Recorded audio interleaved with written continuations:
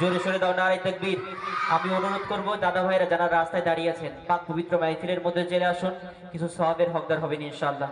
তো এখন আপনাদের সম্মুখে উর্দু কথার মাধ্যমে পবিত্র নাতে রাসূল পরিবেশন করে শোনাবো, আপনারা ধীরে স্থিরভাবে শ্রবণ করুন। হ্যালো হ্যালো হ্যালো, শুনলেন ইতিপূর্বে ডুয়েট কণ্ঠে